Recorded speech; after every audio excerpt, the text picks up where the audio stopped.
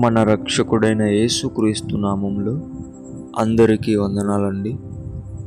ఈరోజు దేవుని మాటలు ద్వితీయోపదేశ కాండము 8వ అధ్యాయము 10వ వచనము. నీవు తిని తృప్తి పొంది నీ దేవుడైన యెహోవా నీకిచ్చిన మంచి దేశమును బట్టి ఆయనను స్తుతింపవలెను. ప్రియమైన దేవుని బిడ్డలారా, ఇక్కడ మనం ఒకటి తెలుసుకోవాలి. మనకు ఉన్నదాన్ని బట్టి, మనకు దేవుడు ఇచ్చిన దాన్ని బట్టి మనం తృప్తి పొందిన విధముగా జీవించాల. లోకస్తుల్లాగా తృప్తి లేని జీవితం గనక నీవు జీవిస్తే అది శాపంగా మారుతుంది.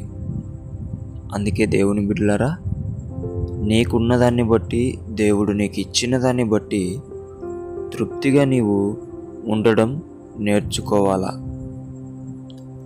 తృప్తికరమైన జీవితం దేవుడు ఖచ్చితంగా ఇస్తాడు. ఇచ్చినప్పుడు చాలామంది దేవుని స్తుతించడం మర్చిపోతారు.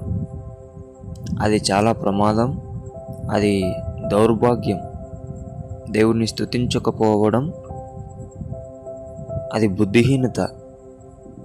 దేవుని బిడ్డలారా, ఖచ్చితంగా మనము దేవుడిచ్చిన ఈ మంచి దేశమును బట్టి, మన గృహమును బట్టి, తల్లిదండ్రులను బట్టి, ఆహారమును బట్టి, వస్త్రాలను బట్టి ఖచ్చితంగా మనం దేవుణ్ణి స్తుతించాల.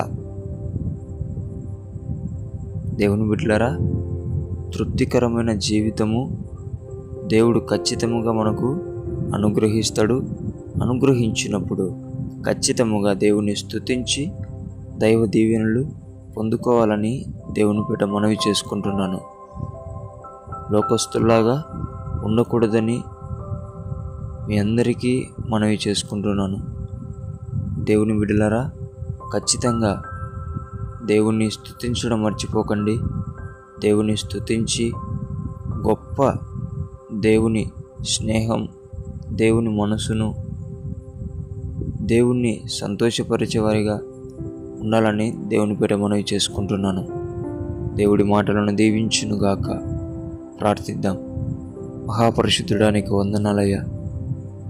నీవు ఇచ్చిన దానిని బట్టి మేము తృప్తి చెంది నిన్ను స్తుతించే బిడ్డలుగా మమ్మలను తయారు చేయమని, ఇన్ని రోజులు స్తుతించడం మర్చిపోయి స్తుతించుకోకుండా తిరుగుతున్నాం. మమ్మల్ని క్షమించండి నాయనా. స్తుతించే వారిగా ఇక నుంచి మేము బ్రతికే బిడ్డలుగా ఉండుటకు కృప చూపించమని యేసయ్య నామములో ప్రార్థిస్తున్నాం తండ్రి. ఆమేన్.